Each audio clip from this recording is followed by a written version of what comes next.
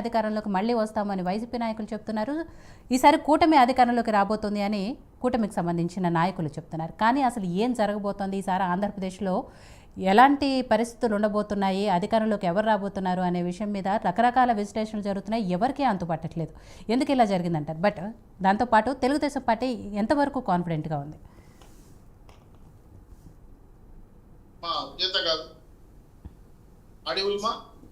వినపడుతుందండి.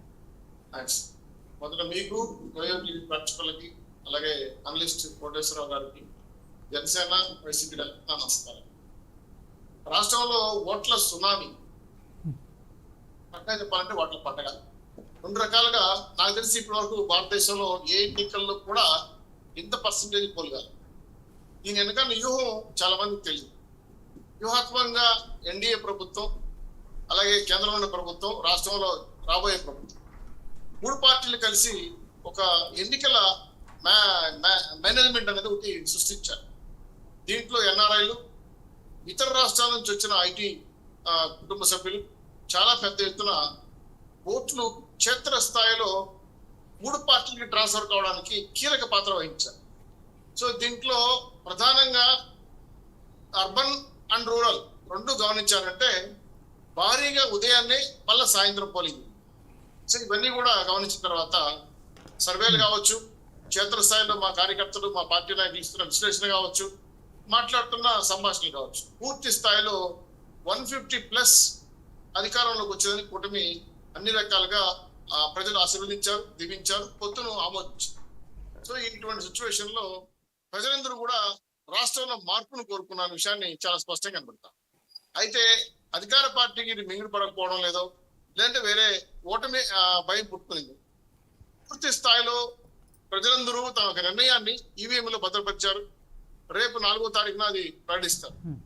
ఈ లోపలే కుట్రపూరితంగా మరుసటి రోజు కంటిన్యూగా రాయలసీమలో కావచ్చు, పల్నాడులో కావచ్చు, విశాఖపట్నం, నెల్లూరు ప్రాంతాలు కావచ్చు, భారీగా గొడవలు జరిగింది. ఈ గొడవలు ఏ స్థాయికి వెళ్ళిందంటే, మా చిత్తూరు జిల్లాలో మా నగర అభ్యర్థిని చంపేయండ్రా మళ్ళా ఉప ఎన్నిక వస్తుందని ఎవరు తీసుకెళ్ళి, దీంతో తెలుగుదేశం పార్టీకి ఓట్లు వేసిన నెల్లూరులో గర్భవతిని కొట్టి హాస్పిటల్ వండబెట్టారు. జేసీ దివాకర్ లాంటి వాళ్ళని సాక్షాత్తు ఎస్పీ ముందరనే కర్రలతో రాళ్ళతో విజృంభించి కొట్టాలని ప్రయత్నం చేశారు. పల్నాడులో తెనాలి లాంటి ప్రాంతంలో క్యూలో నిలబడుకున్న ఓటర్ను కూడా శివకుమార్ ఎమ్మెల్యే, సిట్టింగ్ ఎమ్మెల్యే కొట్టడం చూసి ఆశ్చర్యపోయారు. అలాగే పల్నాడులో ప్రొవోక్ చేయడం, ఈ రెచ్చగొట్టే వ్యాఖ్యలు, రెచ్చగొట్టే సంఘటనలు చూస్తా ఉంటే రొమ్ము నెంబర్ తగలపడిపోతా ఉంటే నీలో చక్రవర్తి పిడేలు వాయించుకున్నట్టు రాష్ట్ర శాంతి భద్రతలు గాలికి వదిలేసి, పరిపాలనా వ్యవస్థ వదిలేసి, ఆపధర్మ ముఖ్యమంత్రి జగన్మోహన్ రెడ్డి గారు లండన్ ఎందుకు ఏరియాలో అర్థం కావట్లేదు.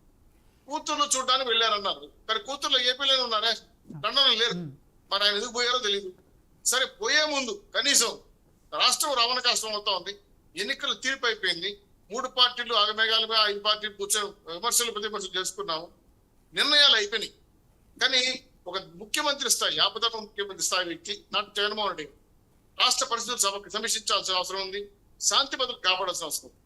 ఇదే సంఘటన 2019లో వివేకానంద గారు హత్య సందర్భంగా ఇదే జగన్మోహన్ రెడ్డి ఏమన్నారు, శాంతి భద్రత కాపాడలేదు, వివేకానంద హత్య పట్టుకోలేదు, దొంగలు విమర్శించలేదు అన్నారు. మరి ఇప్పుడు రాష్ట్రం తగలబడతారు కదా, హ్యాపీగా లండన్ వెళ్తారు. నాకు అర్థం కాలేదు. ఏ వాయిదా వేసుకోండి, 2 నెలలు వేసుకోండి, రిజల్ట్ వచ్చిన వెళ్ళండి.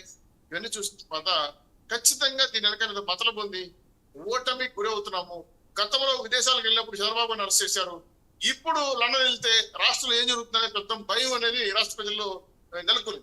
ఎందుకంటే వాళ్ళ వ్యవహార శైలి, వాళ్ళు చేస్తున్న గొడవలు, ప్రొవోక్ చేయటాలు, పెట్రోల్ బాంబులు తయారు చేసుకోవడాలు, నాటు బొమ్మలు తయారు చేసుకోవడాలు ఇవన్నీ చూస్తే మళ్ళీ రాష్ట్రాన్ని ఏమన్నా కుల, మత, ప్రాంతీయ భేదాలు సృష్టించి అల్లరి చేస్తారా, ఓడిపోతాన భయంతో ప్రతీకార చర్యలు తీసుకుంటున్నారా అనేది ఒక సందేహం వేస్తా ఉంది. దీనిపైన ఈ రోజు సిట్ వేయడంతో ఒక 150 పేజీలు ఉన్నటువంటి నివేదిక డీజీపీ గారు ఇచ్చారు. 33 కేసులు పొందుపరిచారు, 124 మందిని అరెస్ట్ చేశారు, 1170 మందిని అరెస్ట్ చేయడానికి వివిధ రకాల బృందాలు వేసి పంపించారు. సిట్ నిష్పక్షపాతంగా విచారిస్తే 2 రోజులు టైం చాలదమ్మా, కానీ ప్రాథమిక నివేదిక ఇచ్చారు. మళ్ళీ వాళ్ళకి వీళ్ళలో దీంట్లో ఒక సిట్టింగ్ అంటే ఒక రిటైర్డ్ జడ్జి కానీ ఒక రిటైర్డ్ ఐఏఎస్ జమ చేసి వీళ్ళను కూడా కలిపి ఇంకొకసారి మళ్ళీ కింది స్థాయిలో విచారిస్తే మరింత సమాచారం వస్తుంది. చాలా మంది రాష్ట్రం వదిలి పారిపోయారు, కేసుల నుంచి బయట పారిపోయారు. వీళ్ళందరినీ బృందాలుగా వెళ్ళి పట్టుకోవాల్సిన అవసరం ఉంది. పూర్తిగా న్యాయం జరగాలంటే ఈ అల్లర్లకి కారణం ఎవరైనా సరే, ఎంతటి వారైనా సరే ఖచ్చితంగా కఠినంగా శిక్షించి జైలు పాలు చేసిన బాధ్యత ఉంది. ఈ 29 రాష్ట్రాల్లో ఎక్కడా లేని విధంగా ఆంధ్ర రాష్ట్రంలో అల్లరి చేయడం, ఆంధ్ర రాష్ట్ర బ్రాండ్ని ధ్వంసం చేయడం, మనకు చెడ్డ పేరు రావడం ప్రయత్నం చేయడం అనేది తప్పు. ఎలక్షన్ అనేది ప్రతి 5 ఏళ్ళకి వస్తుంది. ఈ సంవత్సరం వచ్చినట్టు చాలా సార్లు వచ్చింది. ఈ ఎన్నికల్లో ఇంత భారీ ఎత్తున గొడవ చేయడం అనేది ఒక రకంగా ఆశ్చర్యానికి గురి చేస్తా ఉంది. ఓటర్లని భయప్రాంతం చేస్తారు. అంటే ఇంత పెద్ద ఎత్తున ఓట్లు వేస్తే ఉడతారా, చంపుతారా, నరుకుతారా, రాళ్లతో వేస్తారా అనేది భయాందోళనకు గురి అయ్యే పరిస్థితి పడతాం. కాబట్టి నిష్పక్షపాతంగా జగన్మోహన్ రెడ్డి గారు నాకు తెలిసి వీలైనంత ఫోన్ ద్వారా అయినా సరే సమీక్షించాల్సిన బాధ్యత ఉంది. లేని పక్షంలో వచ్చిన తర్వాత అయినా వాళ్ళ కార్యకర్తలకి, నాయకులకి, వాళ్ళ పార్టీకి సమన్వయం పాటించాల్సిన బాధ్యత ఉందని చెప్పి ప్రకటన ఇవ్వాలి. ఏవి చేయకుండా వెళ్ళిపోవడం అనేది కొంత బాధ కలిగిస్తా ఉంది. ఒక ఆపధర్మ ముఖ్యమంత్రిగా రాష్ట్ర పరిపాలన శాంతి భద్రతను పక్కన పెట్టడం అనేది న్యాయం కాదు. రాష్ట్ర ప్రజలు కూడా తీవ్రంగా విమర్శిస్తున్నారు. వచ్చే రోజులు 4వ తారీఖు జరిగే ఫలితాలు అనేవి కూడా కూటమికి అనుకూలంగా ఉంది. అమిత్ షా గారు కానీ, మోడీ గారు కానీ, రాష్ట్రంలో చాలా మంది విఐపీలు కానీ, ఐఏఎస్ ఐపీఎస్లు కూడా బాబు గారి కొత్త జరిగింది, కంగ్రాచులేషన్ చెప్తున్నారు. అందరికీ క్షేత్రస్థాయిలో అర్థమైపోయింది. కూటమి 150+ అధికారులు వస్తున్న విషయాన్ని సుస్పష్టమైంది. దీన్ని అర్థం చేసుకోలేక, ఒక రకంగా చెప్పాలంటే వాళ్ళు మింగుడు పడలేక ఫ్యాన్ పార్టీ వాళ్ళు చాలా భారీ ఎత్తున కుట్రపూర్తమైన దాడులు చేస్తున్నారు. ఇది తప్పు, ప్రజాస్వామ్యానికి విరుద్ధం. దీన్ని తీవ్రంగా ఖండిస్తున్నాం. దీని కారకులు ఎవరనే విషయం పైన స్పష్టంగా రాజేంద్ర రెడ్డి గారు, డీజీపీ గారు మనుషులు పక్కన పెట్టి ఏసీబీలో ఉన్న 19 మంది ఏసీబీ అధికారులు, మిగతా వాళ్ళు తక్కువ మంది కాబట్టి ఆ సిట్ లో కూడా మార్పులు తీసుకొచ్చి నిజాయితీ అధికారులు పెట్టాల్సిన బాధ్యత ఉంది. రాష్ట్రం అంతా కూడా పోలీసులు విస్తుపోయే విధంగా పోలీసులే దాడి చేశారు, పోలీసులే కొట్టారు. రాజపేటలో నాకు చైతన్య డిఎస్పీ ఆయన అనంతపూర్ లో కార్యకర్తలు కొట్టి ఎట్లా కోమాలకు వెళ్ళిపోయారో చూసాము. పూర్తి స్థాయిలో పోలీసులు తెలుగుదేశం అభ్యర్థులు ఎక్కడికి వస్తారు ఏంటని కూడా వాట్సాప్ మెసేజ్లు ఇచ్చి దాడులు పాల్పడమని ప్రవోక్ చేశారని కూడా సిట్ అధికారులు బయటపెట్టారు.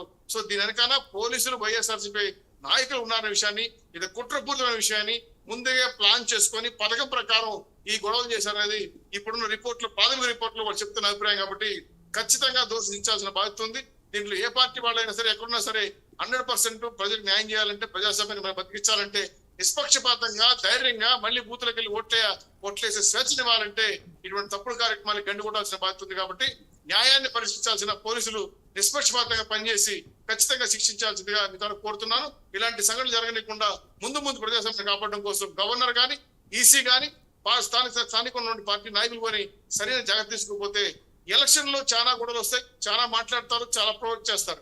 ఎలక్షన్ అయిపోయిన తర్వాత తీర్పు అయిపోయింది, మళ్ళా జనజీవన క్షేత్రం మన పనులు మనం పడిపోయాం.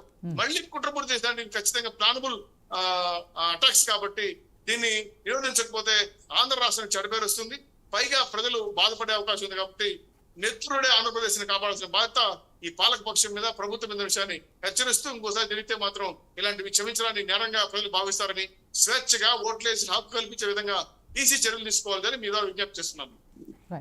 సో బాబుల్ రెడ్డి గారు, ఏదైతే ఎలక్షన్ ముగిసిన దగ్గర నుంచి, అంటే పోలింగ్ అయిన తర్వాత కొన్ని చోట్ల ఎలాంటి పరిస్థితులు ఉన్నాయో ఆంధ్రప్రదేశ్లో చూస్తూనే ఉన్నాము.